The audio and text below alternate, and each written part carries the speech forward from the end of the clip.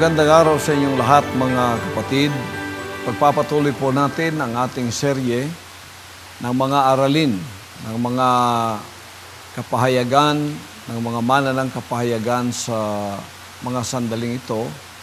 At siya nga pala, binabati ko kayong lahat sa lahat ng mga bagong mga anak ng Diyos na bagong nakapasok sa kanyang banal na kaharian sa pamamagitan ng pagsisisi at sa pamamagitan ng kanilang unang hakbang ng pananampalataya na walang iba kundi ang bautismo sa pangalan ng ating dakilang Ama, ang ating Panginoong Hesukristo. At ganoon din naman sa lahat ng mga anak ng Diyos na ngayon ay nasa loob na ng kaharian na lumalakad sa pagsusunod sa kanyang dakilang kalooban at lumalago sa kanilang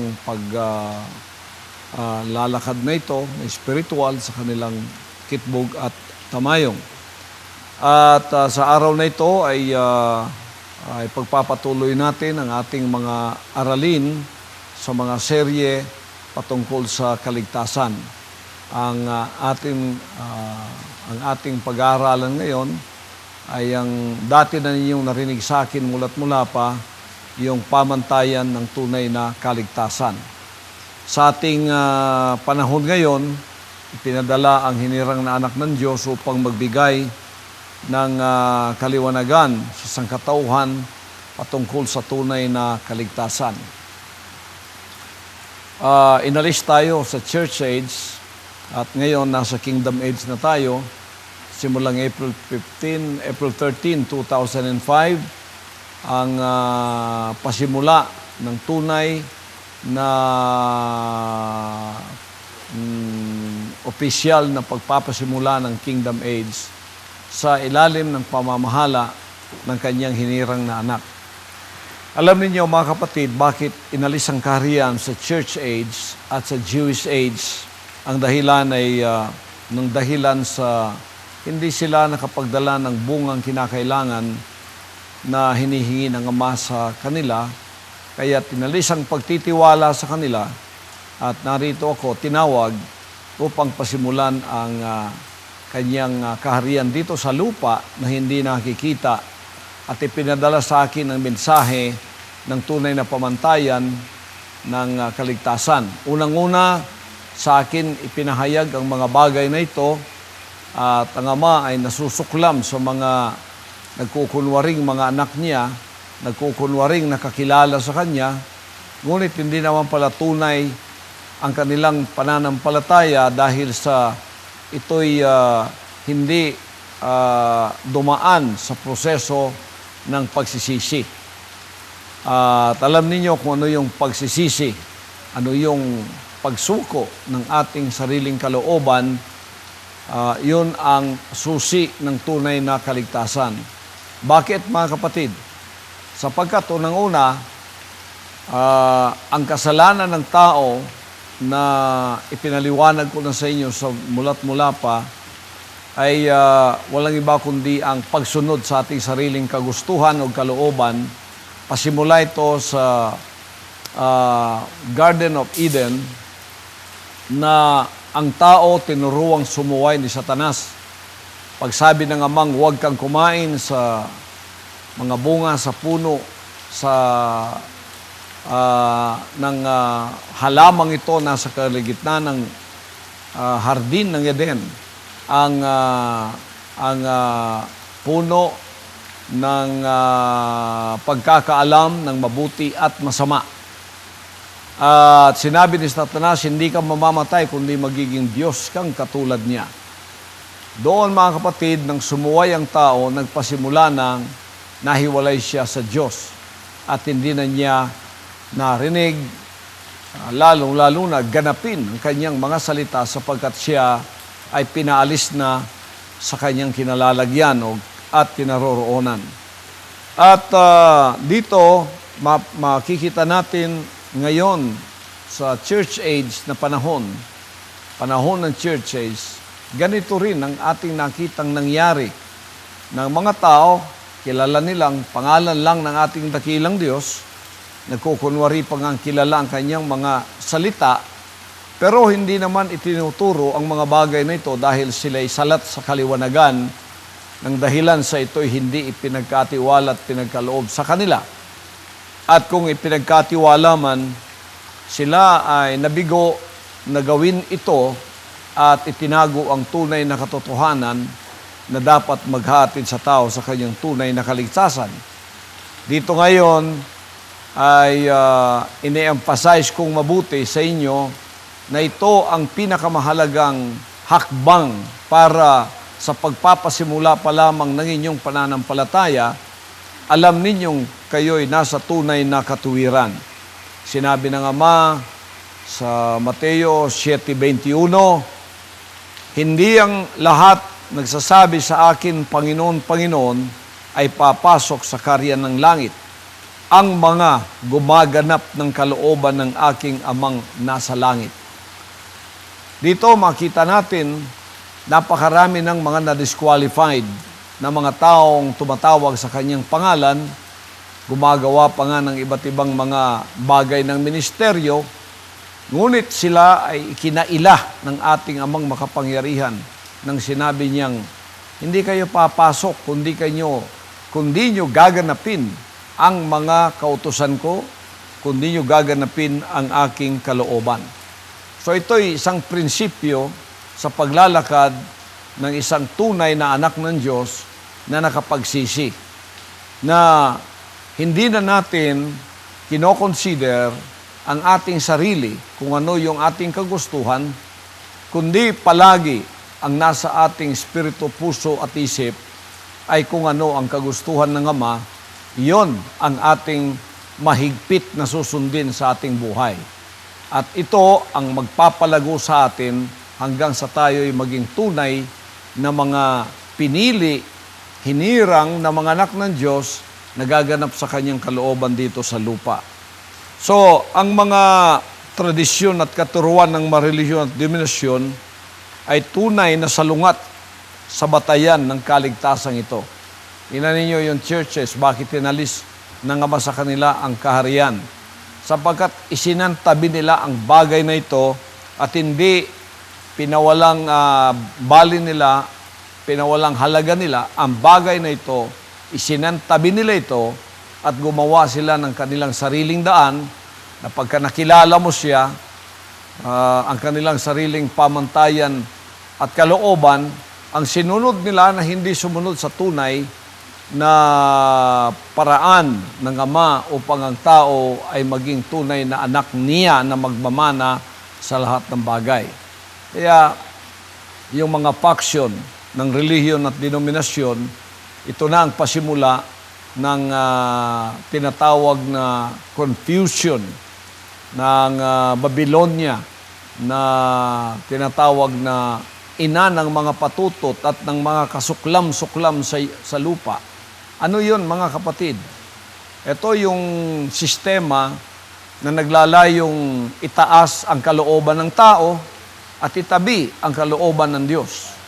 Ito, mababasa natin sa pagpapatuloy natin sa Mateo 7:22 hanggang 23. At sinabi niya rito, marami ang nangagsasabi sa akin sa araw na yaon, Panginoon, Panginoon, hindi baga nagsipanghula kami sa iyong pangalan at sa pangalan mo'y nangagpalayas kami ng mga demonyo at sa pangalan mo'y nagsigawa kami ng maraming gawang makapangyarihan. Mga katwiran ito ng tao na ginagawa yung ministeryo ng kanilang mga denominasyon at relihiyon, at ito yung naging katwiran nila upang sila makapasok sa karyan ng langit. Ngunit, sinabi niya sa Mateo 7:23, at kung magkagayoy, ipahahayag ko sa kanila, kailan may hindi ko kayo nangakilala, magsilayo kayo sa akin, kayong manggagawa ng katampalasanan. Masakit yun, mga kapatid. Ginawa mo ng lahat ng ministeryo na inihanay mo dito sa kanyang harapan, nagpalayas ng demonyo, nagsipanghula sa kanyang pangalan, Sa kanyang pangalan, nagsigawa ng maraming gawang makapangyarihan. Ngayon, mahilig ang tao sa mga physical na mga ministeryong tulad ng healing. Naririnig nga natin, may mga healing priest, may mga healing ministers, na pagka dinapuhan ka ng kanilang kamay, gagaling ka, dumarami yung kanilang mga tagasunod, marami ang sumusunod sa mga bagay na ito, bilib na bilib. Sa Amerika nga, mga malalaking ministeryo ngayon ng healing, makikita mo, hindi pa man dumadampi ang kamay nung ministro, mga kapatid, tumotomba na yung tao. At napakarami ng pumapalakpak, napakarami ng mga bumibilib sa mga bagay na ito na tila baga talagang nandoon ang Panginoon. Ganon din yung mga iba na kagagawa ng mga malalaking kababalaghan, makapangyarihang mga gawa, paggawa ng malalaking mga building, mga cathedrals, mga malalaking bahay-sambahan, kahit anong gusto lang gawin, nagagawa, ang yayaman, mga kapatid, at pagkatapos charitable works naman, naku, hindi mo mapapantayan sapagkat nagiginis pa nga dahil sa mga makapangyarihang gawang ganito. Ngunit, pag inihanay mo itong katuwirang ito upang ikaw ay maliligtas, isang araw ang Ama itatakwil kanya at sasabihin, sino kayo? Hindi ko kayo kilala. Pahayag ko sa kanila, kailan may hindi ko kayo nangakilala. Magsilayo kayo sa akin, kayong manggagawa ng katampalasanan. Ano yun, mga kapatid? Biro mo, hindi mo sinuri yung mga pinanghawakan mong mga doktrinang tulad ng Holy One, pinalitan mo ng Holy Three. Ito namang isa, ipinagkaila yung John 1:1, John 1:14, at ang Matthew 1:18 to 21, na ang berbo ay Diyos at ang berbong Diyos ay nagkatawang tao sa pamamagitan ng pagsasabing siya'y tao lamang. Antikristo, mga kapatid, ang lumalaban, kumakalaban, tumatabon, tumatakip, at tinatago at pinapalitan ang mga salita ng Diyos. Kaya isang araw tatayo sila at itatakwil sila ng ating makapangyarihang Ama at sasabihin, sino kayo? Magpakailanman hindi ko kayo nakilala. Kita na natin, mga kapatid, maliwanag ito na pagtuturo dahil ako ngayong siyang kanyang manifestasyon dito sa lupa, ang siyang witness ng mga bagay na ito. Ako'y saksi sa mga bagay na ito. Hindi yung saksing programa. Ito, ang anak ng Diyos, ang siyang saksi sa mga aral at turong ito, nagpalago ng kanilang sarili, ginamit ang kanyang pangalan, tapos ihahanay ang kanilang mga katwiran at sasabihin, papasukin mo kami dahil dito. Pero masakit talaga pakinggan ang sasabihin ng Ama sa kanila at sasabihin, lumayo kayo sa akin. Sino kayo? Hindi ko kayo nangakilala.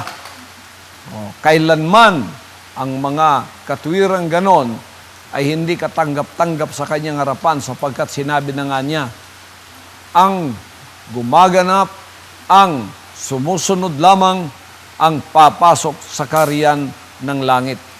Kaya't may mga salita pa nga ang Ama dito na siya ring nagkatawang taong nakakita ng mga bagay na ginagawa ng taong tila baga pagkukunwaring nakakakilala sa Diyos. Ngunit makita ninyo ang mga taong ganito, malapit ang kanilang mga bibig, ngunit napakalayo ng kanilang mga puso. Sa church age, mga kapatid, iniwan sila. Sa Jewish age, iniwan sila. Kinuha ang karya ng Diyos sa kanila ng dahilan sa mga pag-uugaling ganito na hindi katanggap-tanggap sa Kanya.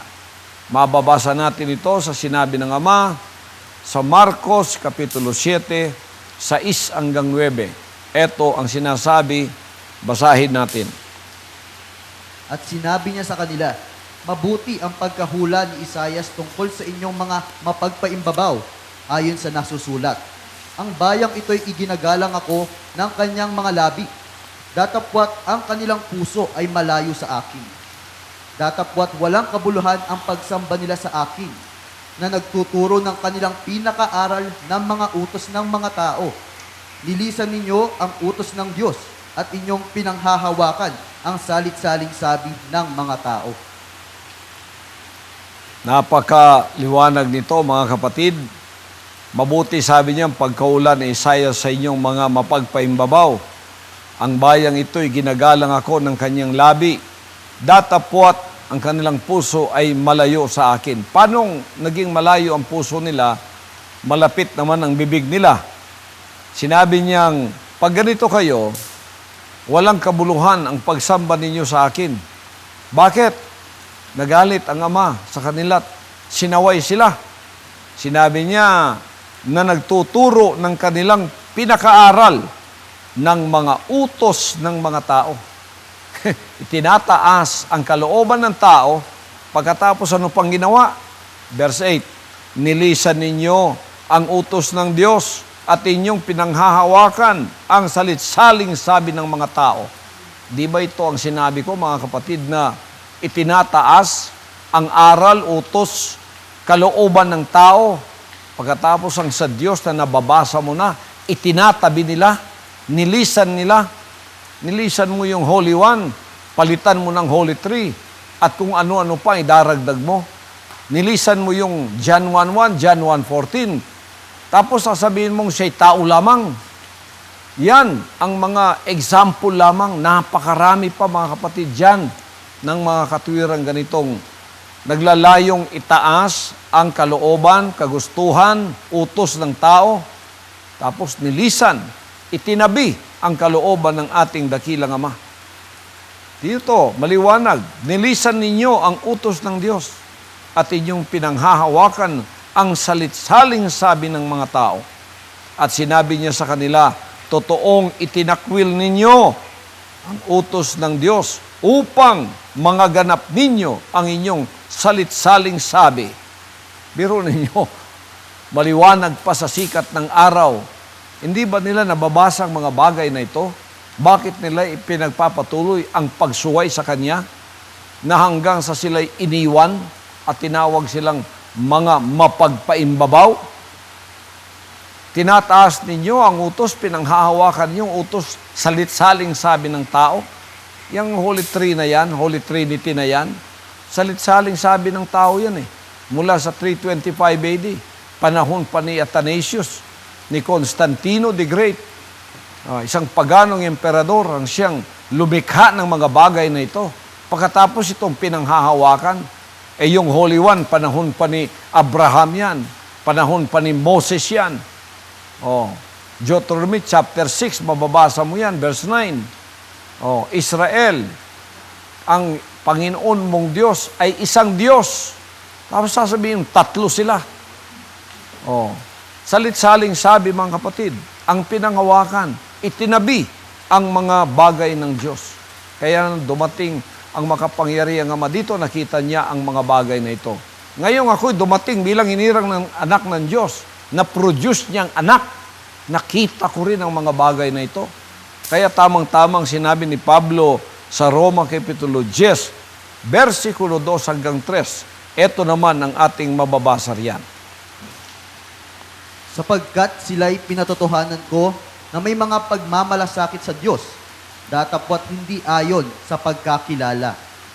Sapagkat sa hindi nila pagkaalam ng katwiran ng Diyos at sa pagsusumaki na may tayo ang sariling kanila, ay hindi sila napasakop sa katwiran ng Diyos. Yan, nakita ko yan, mga kapatid. Si Pablo, nakita rin niya. Ang Pablong si apostol na si Pablo. Sapagkat sila'y pinatotohanan ko na may mga pagmamalasakit sa Diyos, datapwat hindi ayon sa pagkakilala, sapagkat sa hindi nila pagkaalam sa katwiran ng Diyos at sa pagsusumakit na may tayo ang sariling kanila, ay hindi sila napasakop sa katwiran ng Diyos. Ito, maliwanag pa rin sa sikat ng araw. nagsusumakit itayo ang sariling kanila, hindi nila kilalang katuwiran ng Diyos, hindi sila nangapasakop dito, gumawa ngayon sila ng kanilang sariling mga batas, alituntunin ayon sa kanila. Talagang ito, purong serpensi dito. Mas puro pa ito sa kape puro na serpensid. Sinabi rito, sa hindi nila pagkaalam sa katuwiran ng Diyos, nagsusumakit na itayo ang kanilang sarili. Hindi sila napasakop sa katuwiran ng Diyos. Ito yung sinasabi ko kaninang, naglalayong palaging itayo ang kalooban ng tao. Itabi ang kalooban ng Diyos. O kaya tabunan, takpan, baluktutin, o palitan ang kalooban ng Diyos. At pagkatapos itayo ang kanila. Gumagawa sila ng sariling mga batas nila. Pagkatapos ito ang kanilang mga pinagsusunod, mga kapatid. Ano ang sinabi ng Ama sa kanila na ganon ang mga pag-uugali, ganon ang ginagawa sa church age lalo na? Isa lang, magagsisi kayo. Bago kayo makapasok sa karya ng langit, huwag ninyong gamitin yung mga ministeryong ginagawa nyo. Nangagpalayas ng demonyo, nangagsalita ng mga wika, gumawa ng mga makapangyarihang gawa. Hindi tatanggapin yan. Walang tatanggapin ni isa man yan. Gusto nyo makapasok sa karya ng langit, tulad ng mga anak ng Diyos na tunay, nakikinig sa boses ng kanyang hinirang na anak, mangagsisi kayo. Ganito rin ang mensahe kong tulad ng mensahe ng aking dakilang Ama, ang ating Panginoong Kristo sa Lucas 13:3. Sinasabi ko sa inyo, hindi datapwat malibang kayo'y mangagsisi, ay mga mamatay kayong lahat ng gayon ding paraan. Walang ibang paraan magsisi. Anong pagsisisi? Hindi ko na gagawin ang kalooban ko, Ama. Ang kalooban mo na ang gagawin ko. Pag nagsisi ka, anong gagawin mo? Wala na po ang Holy Trinity. Balik na ako sa Holy One. Wala na po yung tao lamang. Babalik na po akong maniniwalang kayo ang berbo, ang Diyos, nagkatawang tao, etc., etc. Marami pa. Yan, babalik ka na ngayon sa kanyang dakilang kalooban. Lalakad ka na sa mga sinabi niya. Magiging isa ka ng tunay na anak ng Diyos na sumuko na sa kanyang sariling kagustuhan. Ang kanyang mga salita katulad na kita. Di magsasama na tayo, pareho ng balahibo natin, pareho na tayong tupa, hindi nagtutupa-tupahan, kundi tupang tunay. Pag ikaw, nagtutupa-tupahan ka, pagkatapos ang balahibo mo ay iba, paglingon mo sa Ama, sasabihin niya sa'yo, hindi ka tupa, kambing ka, dito ka sa kabila. Sa pamamagitan nito, mga kapatid, makikilala natin ang ating sarili. Ano ang nakakapaiba sa mga kingdom citizens at sa mga membro lamang ng relihiyon na tinatawag ang kanilang mga sariling Kristiyano? Ano? Yung pagsunod natin. Bago tayo nabigyan ng Espiritu ng pagsunod, ano ang ating ginawa? Sumuko tayo, nagsisi tayo, pumasok tayo sa kasunduan na tayo ay gagawa sa kanyang dakilang kalooban anuman ang mangyari. Tingnan ninyo, kayong mga nakapagsisi na, kayong mga pumasok na sa kasunduan, hindi pa sapat yung sinabi ninyo yun eh. Hindi pa sapat nga na kayo'y nabautismuhan. Susubukan pa rin tayo sa ating paglago. Kailangan hindi tayo bata sa pagkakilala. Tayo kailangang lumago. Tayo kailangang magpatotoo sa ating commitment. Talaga bang tunay ka? Kung tunay ka, dadaan ka sa apoy ng kapagsubukan upang makita na ang iyong pag-alay, commitment, dedication, totoong-totoo sa harap ng ating makapangyarihang Ama. Dito na masusubukan ang mga bagay na itong kung sino ka sa kanyang harapan ay makikilala mo na ang iyong sarili. Kung sa mga panahon ng apoy at kapagsubukang ito, ikaw ba at ang iyong confession, ang iyong commitment at dedication ay tunay bang ginintuan? Ihihiwalay ng Ama yung hindi totoo kahit na nakapagsisi na. kahit na nabautismo na. Pasok tayo ngayon. Kaya sinabi ng apostol na si Pedro, kung sa mga matuwid, napakahirap maligtas, saan hahanapin ang mga makasalanan at ang hindi sumusunod sa kanyang kalooban? Kung tayo na nagsisi na, lumalakad na, hindi pwedeng manatiling bata sa pagkakilala sa Kanya. Dapat mapunan natin ang ating kaalaman, karunungan, at ang ating pagkakilala sa Kanya. Maging ganap. Kung hindi, babagsak din tayo sapagkat ang commitment natin masusunog. Dadaan ka sa apoy. At ang apoy na ito ang susubok kung sino at ano ang iyong commitment at dedication sa Kanyang harapan. Mababasa natin to sa unang Korinto, Kapitulo 3, versikulo 10 hanggang 15. Ito ang sinasabi, mga kapatid. Ayon sa biyaya ng Diyos na ibinigay sa akin, na tulad sa matalinong tagapagtayo, ay inilagay ko ang pinagsasaligan, at iba ang nagtatayo sa ibabaw nito.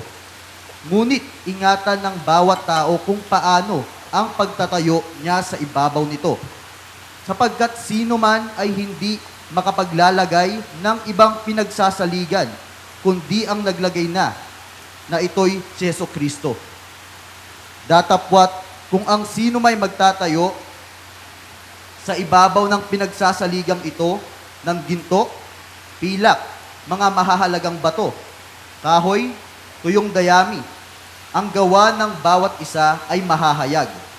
Sapagkat ang araw ang magsasaysay, sapagkat sa pamamagitan ng apoy inihahayag, at ang apoy rin ang susubok sa gawa ng bawat isa kung ano yaon. Kung ang gawa ng sino man ay nananatili na kanilang itinayo sa ibabaw niyaon, siya'y tatanggap ng kagantihan. Kung ang gawa ng sino man ay masunog, ay malulugi siya, ngunit siya sa kanyang sarili ay maliligtas, gayon may tulad sa pamamagitan ng apoy. Dito, mga kapatid, hindi naintindihan ng marami ito nung nasa church age pa. Kaya, pagka ito'y binasa mo, o kaya ipinangaral sa iyo, hindi tumatago sa puso dahil ito'y hindi naging fulfillment sa buhay ng mga nagkukunwaring kilala nila ang Panginoong Diyos. Hindi naman sinusunod. Pero sa atin ngayon, sa Kingdom Age, maliwanag na maliwanag ito na hindi mananatiling tatanggapin lamang ng Ama yung sinabi mo. Na sa panahon ng iyong kitbog, sasabihin mong, Ama, tinatanggap ko na iyong kalooban, mula ngayon, ako'y susunod na sa iyong kagustuhan at kalooban, susunod ako sa inyong kalooban, anuman ang mangyari. My heart is fixed, my mind is made up. Hindi pa sapat yung sinabi mo. Kasi kahit sino pwedeng magsabi nun. Pero ngayon, susubukan tayo kung ano ang ating confession. Ginintuan ba yon o otherwise, ito'y makikilala. Sapagkat sinabi niyang, mangagingat tayo sa ating pagtatayo sa pinagsasaligan, sa foundation. Sinabi niya rito, kung sino may magtayo sa ibabaw ng pinagsasaligang ito ng ginto, pilak, malagang bato, kahoy, tuyong dayami, ang gawa ng bawat isa ay mahahayag, sapagkat ang araw ang magsasaysay, sapagkat sa pamamagitan ng apoy, inihahayag, at apoy na rin ang susubok sa gawa ng bawat isa kung anong yaon. Anong ibig sabihin nito? Kung ang confession mo, dedication mo, ginintuan, o mahalagang bato, susubukan ng apoy yun. Dadaan ka sa apoy ng kapagsubukan. Kung ano ang iyong confession, kahoy ba ito, tuyong dayami. Pagka kahoy at tuyong dayami, ibig sabihin, mababaw ka. Ay ibig sabihin, pag dumaan ka ng init ng kapagsubukan, masusunog ka. Pero kung ginintuan, totoo ang puso mo, sincero ka, at ikaw ay tunay na sumusunod sa Ama, anumang apoy ang dumaan sa iyo, hindi ka matutunaw, o hindi ka mawawala, ikaw ay lalong dadalisay. Huwag kang mag-alala sa mga kapagsubukan sa apoy na darating. Ito'y ihahayag sa pamamagitan ng apoy at apoy din ang susubok sa gawa ng bawat isa. Kung ang gawa mo ay manatili na itinayo sa ibabaw ng pinagsasaligan, tatanggap ka ng kagantihan. Ngunit kung hindi, ay naku, wala kang ligtas pa rin. Kung gusto mong maligtas, apoy pa rin ang susubok sa iyo. Ano yung mga bagay ng apoy na sinasabi rito? Talaga bang ito'y apoy na ginagamit natin sa kalan? Hindi, mga kapatid. Ito ang uri ng mga apoy na yung daraanan. Mga pagsubok, mga pag-uusig, at kung ano pang kahirapan. Ito'y inihanay ni Pablo sa Roma 8:35 hanggang 39. Pakinggan naman natin. O pastor, sino ang maghihiwalay sa atin sa pag-ibig ni Kristo? Ang kapighatian? O ang kapisan? O ang pag-uusig? O ang kagutom? O ang kahubaran? O ang panganib? O ang tabak? Gaya ng nasusulat, dahil sa iyo, kami pinapatay sa buong araw. Kami ay nabilang na parang mga tupa sa patayan. Hindi, kundi sa lahat ng mga bagay na ito, tayo higit pa sa mga mapagtagumpay sa pamamagitan niyaon sa atin ay umiibig. Sapagkat ako'y naniniwalang lubos na kahit ang kamatayan man, kahit ang buhay, kahit ang mga anghel, kahit ang mga pamunuan, kahit ang mga bagay na kasalukuyan, kahit ang mga bagay na darating, kahit ang mga kapangyarihan, kahit ang kataasan, kahit ang kababaan, kahit ang alinmang ibang nilalang ay hindi makapaghihiwalay sa atin sa pag-ibig ng Diyos na nasa kay Kristo Jesus na Panginoon natin. Maliwanag, mga kapatid, ito yung mga apoy ng kapagsubukang dadalaw sa iyo. Sino ang sinabi niya rito pwedeng maghiwalay sa iyo sa Kanya? Yung makapagsusunog sa iyo? May tendency masunog ka kung di ka totoo. Sinabi niya rito, kapighatian, kahapisan, mga pag-uusig, kagutom, kahubaran, ang panganib, tabak, lahat ng ito. Dadaanan mo. Kuminsan, baka mag-alay ka pa ng buhay mo. Gaya ng nasusulat, kami pinapatay sa buong araw. Kami na bilang na parang mga tupa sa patayan. Pero sinabi niya rito, hindi ang mga ito makapaghihiwalay sa tunay. Hindi ito, kundi sa lahat ng mga bagay na ito, ng apoy, higit pa tayo sa mapagtagumpay sa pamamagitan niyong sa atin ay umibig. Pag totoo ka, ginto ka, ginintuan ng iyong confession of faith o yung iyong pangako na sumunod, ang panata mong sumunod sa kanyang kalooban, huwag kang mag-alala. Ano man ang mangyari, kamatayan man, o buhay man, anghel man, pamunuan man, mga bagay ng kasalukuyan, mga bagay na darating, mga kapangyarihan, kataasan man, saan ka man ilagay, kababaan, alinmang mga bagay na nilalang, walang makapaghihiwalay sa atin. Saan man tayo ilagay? Sa mataas na lugar, sa mababang lugar, sa kamatayan, sa buhay, walang makapaghihiwalay sa atin. Kung ginto ka, eto yung mga apoy ng kapagsubukan. Ano ngayon ang mangyayari sa iyo? Magtatagumpay ka ba? Nasa sa iyo na yon. Nasa sa iyong pagsusunod. Kaya susubukan tayong lahat. Ako'y nasubukan sa bundok na ito. 6 na taon sa 2 bundok. Ginto ba ang inyong pastor? Kaya ako'y tinawag na hinirang na anak pagkatapos ng kapagsubukang ito, sapagkat ginintuan ang sinabi kong susunod ako sa iyo. Kaya ako'y naririto at nagsasabi sa inyong, kayo rin dadaan din sa mga bagay na ito. Baka hindi kapareho katindi ng nadaanan ko. Pero nevertheless, dadaan din kayo. Ano ang aking masasabi sa inyo, mga kapatid? Abutin ninyo ang pinakapremyo natin, buhay na walang hanggan, para matupad sa inyo ang Apokalipsis 21:7. At sinabi ritong, ang magtagumpay ay magmamana ng mga bagay na ito. at ako'y magiging Diyos niya, siya'y magiging anak ko. He that overcometh shall inherit all things. I will be his God, and he shall be my son. Ang magtatagumpay, magmamana ng lahat ng bagay. Siya'y magiging anak ko, ako'y kanyang magiging Diyos. Ngayon, sa paglakad ninyong espiritual, nakita niyong pamantayan ay ang pagsisisi, pagsuko, susubukan ang iyong sinabing ikaw ay susunod sa kanyang kalooban, siguruhin mong ikaw ay genuine, isa kang ginto, totoo ka, hindi ka mababaw, kundi malalim, sincero ka sa sinabi mo, at itimo mo na sa isip mo, walang apoy na makapaghiwalay sa akin, bagkos, lalo akong kakapit sa kanya, lalo kong panghahawakan ng sinabi niya, lalo akong susunod sa kanyang mga kalooban, anuman ang dadaanan ko, mataas, mababa, kamatayan, buhay, pag-uusig, kapisan, tabakman o kamatayan o panganib, walang makapaghihiwalay sa akin sa Kanya. Mga kapatid, pag tayo tumungtong sa tunay na pamantayan ng kaligtasan, wala tayong dapat alalahanin. Ang lahat ng mangyayari sa atin, ito'y para sa ating sariling kabutihan at sariling paglago sa espiritual na paglalakad kasama ng ating dakilang Ama sa pamamagitan ng kanyang hinirang na anak.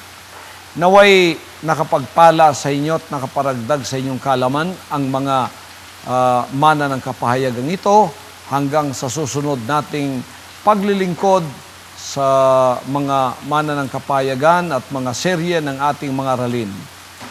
Pagpalain tayong lahat ng ating dakilang Ama, ang ating Panginoong Jesucristo. Amen.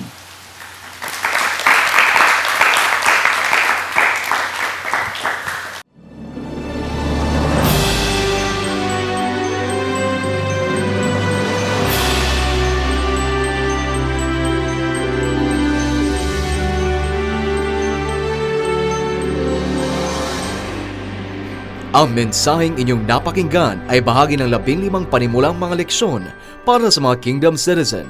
Antabayanan ang mga susunod pang mensahe ng hinirang na anak ng Diyos, Pastor Apollo C. Kibuloy.